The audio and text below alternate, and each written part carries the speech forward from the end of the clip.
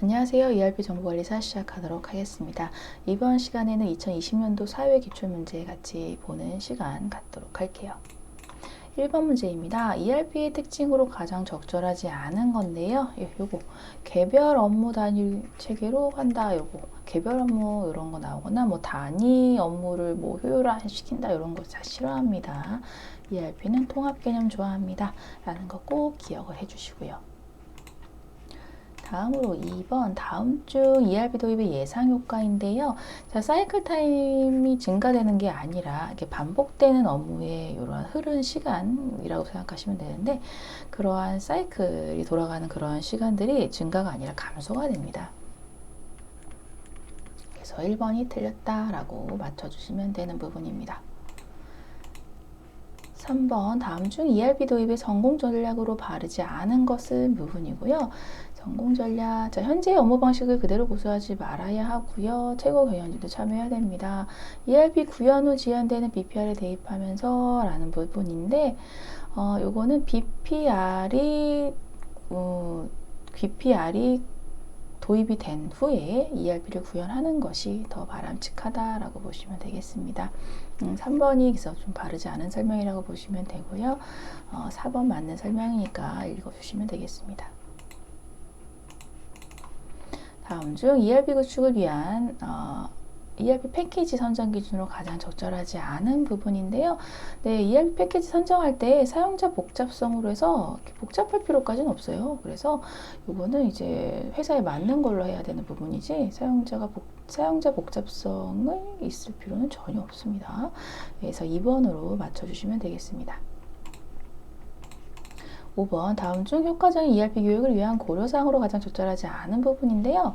자, 다양한 교육 도구를 이용해라 라는 거 충분한 시간 배정해라. 비즈니스 프로세스가 아닌 트랜잭션 비즈니스 프로세스 BPR이 비즈니스 프로세스를 이제 리엔지니어링 하는 업무룸 재설계 부분이기 때문에 프로세스에 초점을 맞춰야 되는 부분이고요. 트랜잭션에 초점을 맞추시면 안 됩니다. 그래서 이제 프로세스, 업무 처리 방식에 초점이 맞춰줘야 된다고 보시면 되겠고요. 4번은 맞는 설명입니다.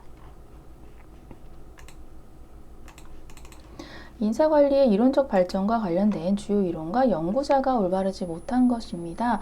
XY 이론, 메이오는 인간관계의 이론, 그게 메이오였습니다. 호손 실험 기억나시죠? 그래서 XY 이론은 맥그리거의 XY 이론입니다. 그래서 맥그리거 틀렸네요. 그렇게 맞춰주시면 되겠고요. 7번 다음 중 직무 명세서에서 가장 중요하게 나타내고자 하는 부분인데요. 직무 명세서는 이제 인적 특성에 대해서 강조를 합니다. 라는 거기 때문에 4번이 맞는 설명이고 이런 것들은 직무 기술서, 과업 요건에 초점을 맞추는 직무 기술서에 해당이 된다라고 보시면 되겠습니다. 정답은 4번이네요. 8번 다음 중 직무급 도입을 위한 직무 특성 분석으로 적합한 것은 인데요. 직무급을 도입하기 위해서는 직무의 상대적인 가치를 평가할 수 있는 직무 평가가 이루어져야 됩니다. 라는 거예요. 그래서 2번으로 직무 평가 바로 맞춰주시면 되는 부분입니다. 9번 다음 인적 자원 수요와 공급 중에 인력 과잉 해결 방안인데요. 자, 인력이 너무 많을 때랑 인력이 부족했을 때 해결 방향이 조금 달랐습니다. 그래서 그 중에서 인력이 너무 많을 경우에 어떤 거를 써야 되느냐라는 부분인데 너무 많으면요. 직무를 나눠요.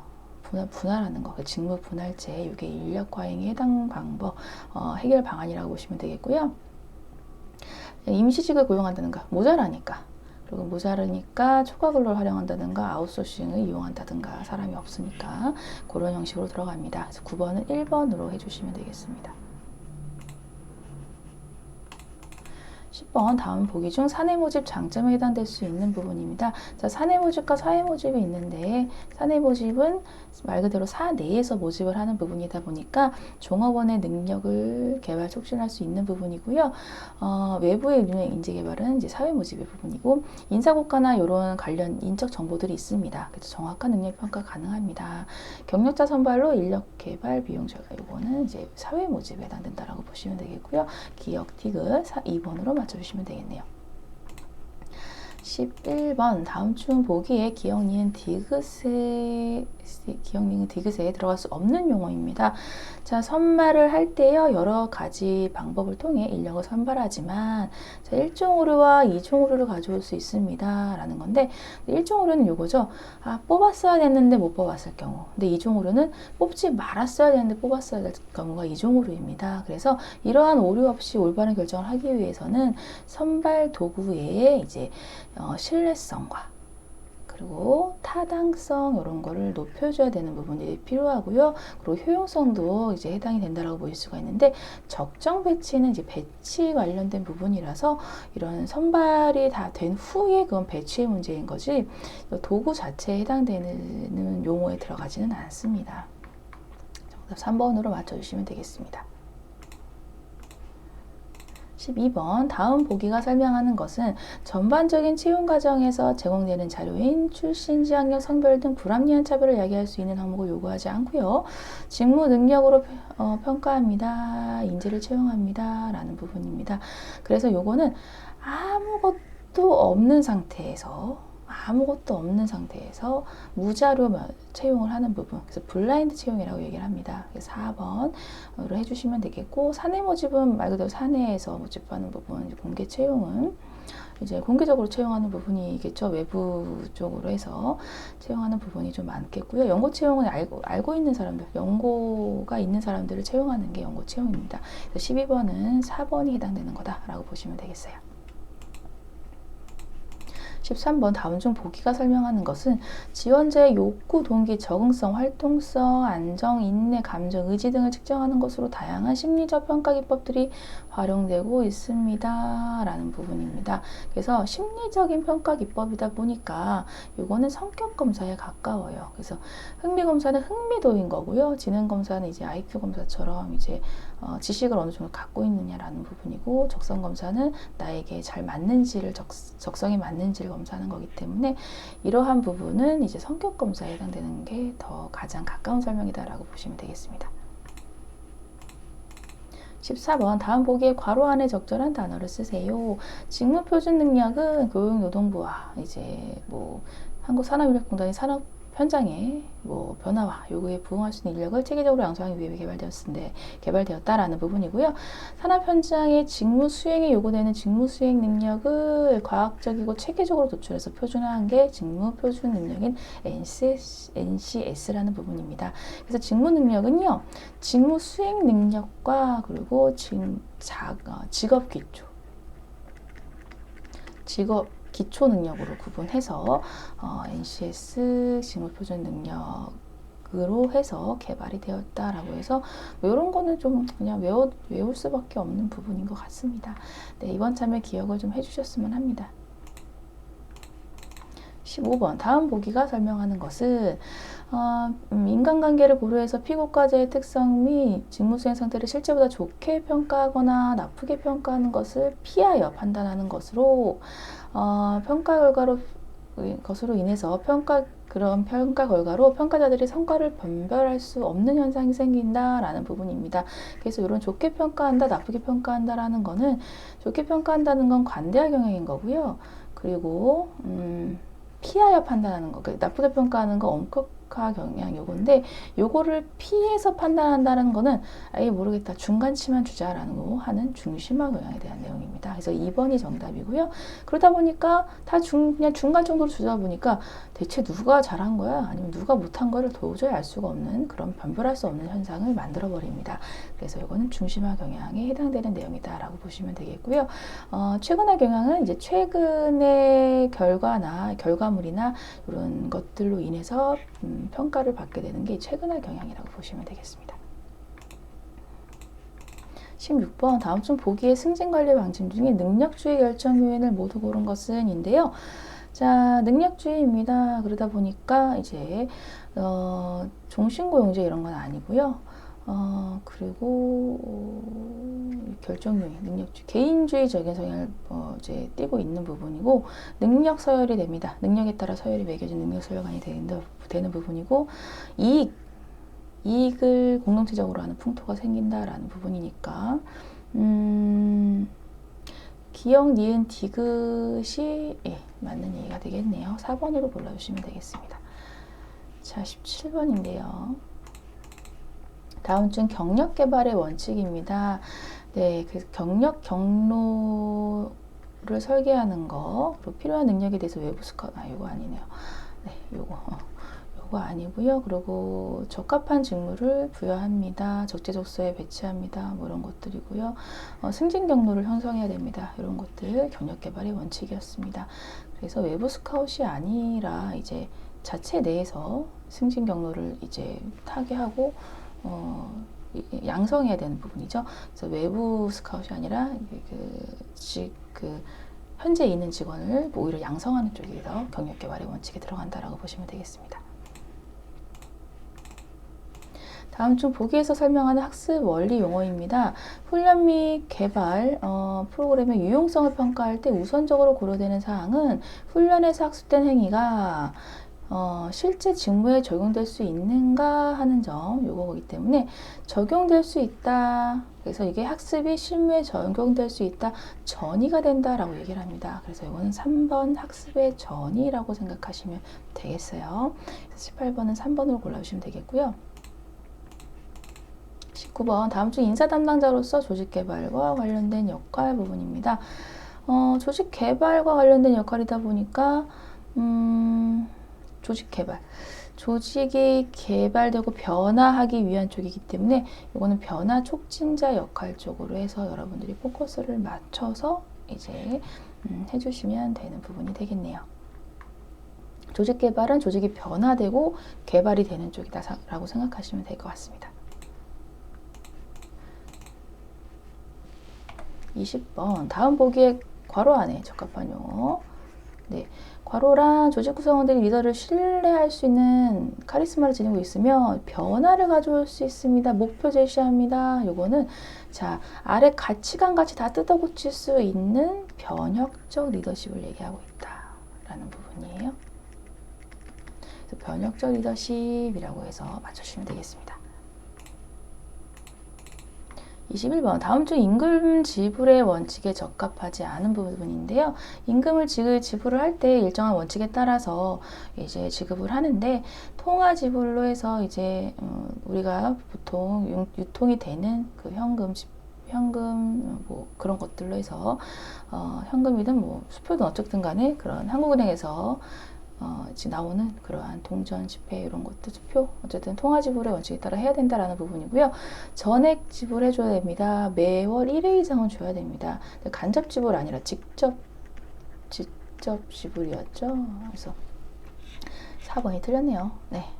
22번 다음 중 임금 수준의 하한선을 결정한 요인입니다. 자, 요거는 생계비 수준이 하한선이 되면서 기업의 지불 능력이 상한선이 되고요. 그리고 노동시장 요인 등이 중간점이 되면서 임금 수준을 결정하게 됩니다. 라는 거였고 여기서 맞추라는 건 종업원의 생계비 4번이네요.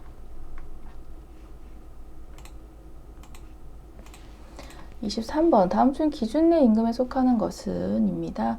네, 기준 내 임금에 해당되는 거는 이제 기본급 관련된 걸로 해서 요거죠. 직무급이라든가 연공급이라든가 뭐 직능급 이런 것들이 직능급 이런 것들이 이제 기본급에 속하는 부분이었습니다. 그래서 이런 부분으로 해서 기준 내 임금에 속하는 것은 직무급에 해당이 되는 부분이다 라고 보시면 되겠네요.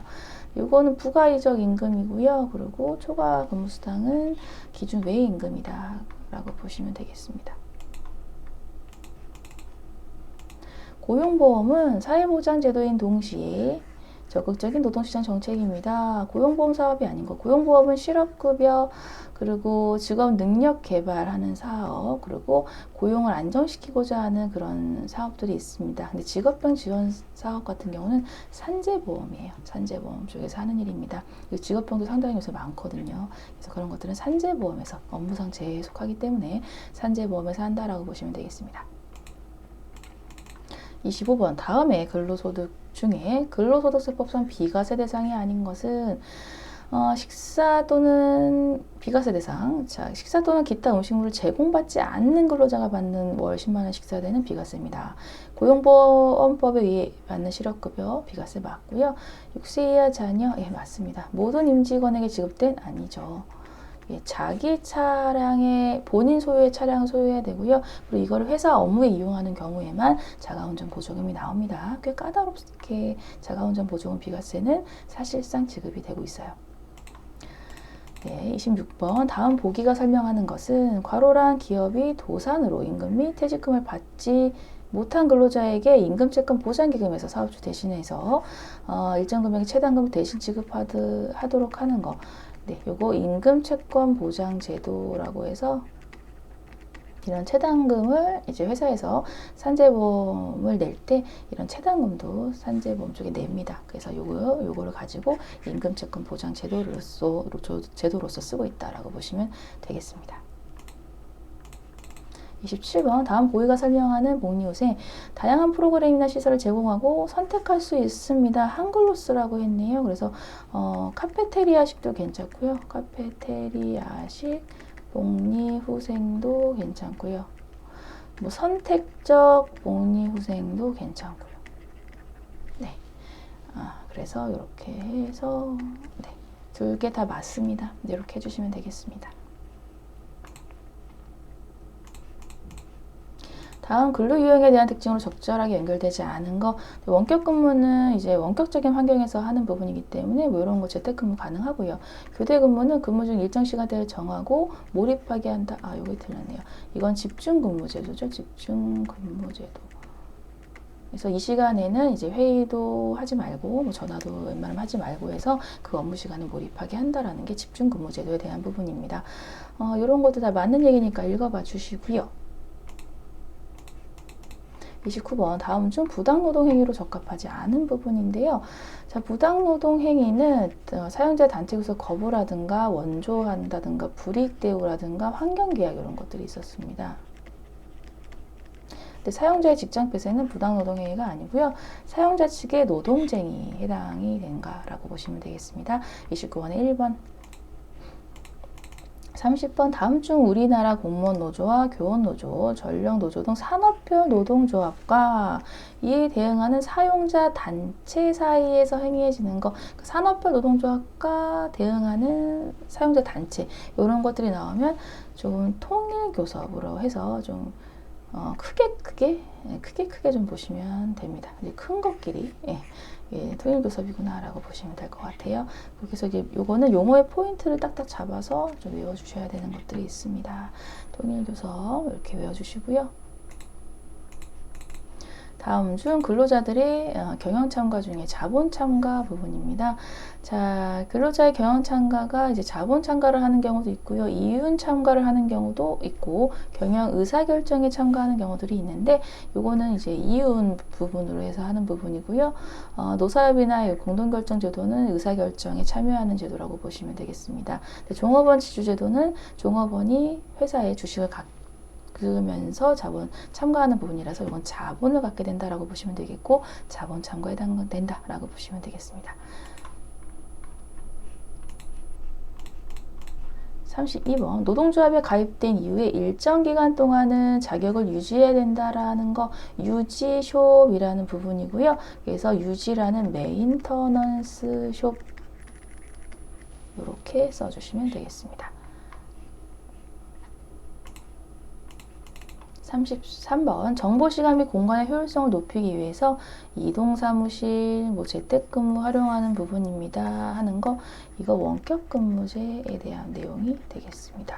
네, 이렇게 해서 여러분들 문제 풀어봤고요. 인사과목은 용어를 반드시 빨리빨리 문구에서 캐치해내는 것이 중요하다라고 좀 강조를 드리면서 시간 마무리하도록 하겠습니다. 수고 많으셨어요. 감사합니다.